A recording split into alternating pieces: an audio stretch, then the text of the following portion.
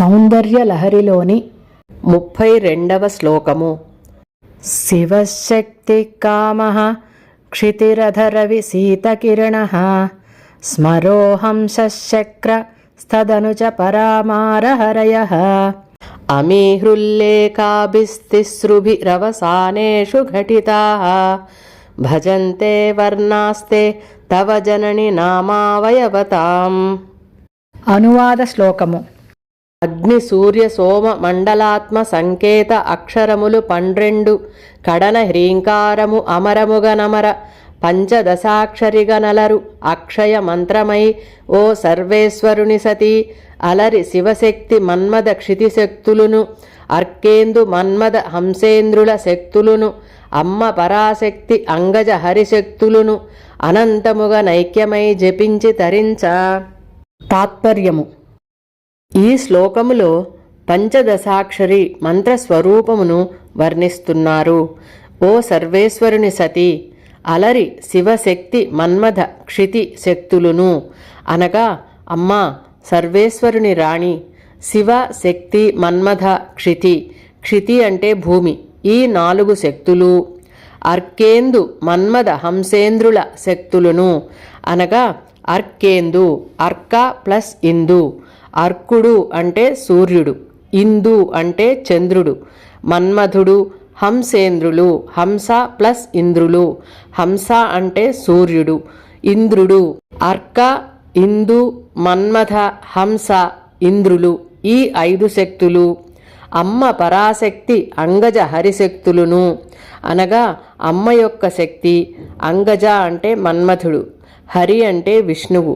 ఈ 3 శక్తులు కలిపి అగ్ని సూర్య సోమ మండలాత్మ సంకేత అక్షరములు 12 అనగా అగ్ని సూర్యుడు సోముడు ముగ్గురు అధిదేవతలు. మండలాత్మ సంకేత అక్షరములు 12 అనగా మండలము అంటే కూటమి సమూహము. సంకేత అక్షరములు అంటే బీజాక్షరములు. మొదటి కూటమి అయిన వాగ్భవమునకు అగ్ని అధిదేవతగా కలిగి 4 బీజాక్షరములు. రెండవ కూటమి అయిన కామరాజమునకు సూర్యుడు అధిదేవతగా కలిగి 5 బీజాక్షరములు.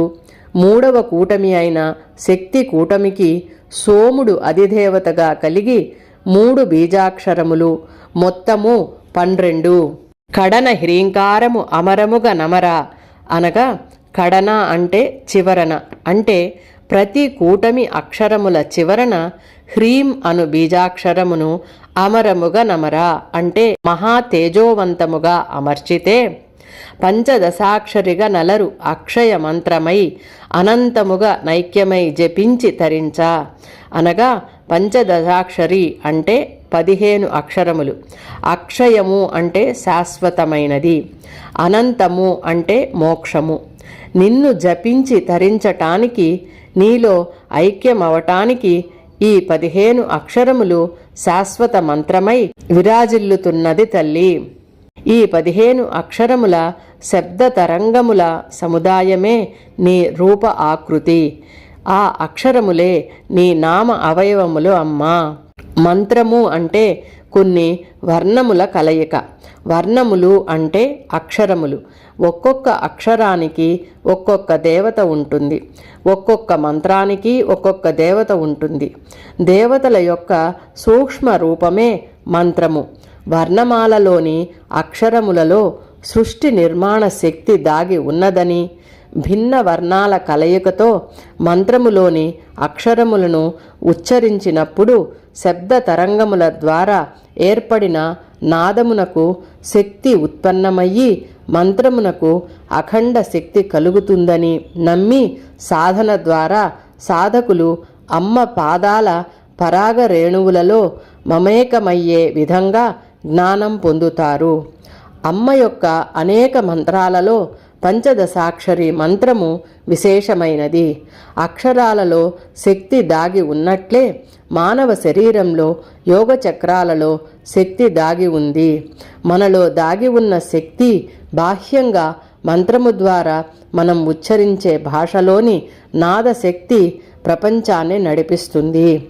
విశ్వాంతరాళములో శివశక్తులు ఏ విధంగా విడదీయలేని నిత్య శాశ్వత స్వరూపులని భావిస్తామో అలాగే శబ్ద అర్థములు కూడా విడదీయలేనివి.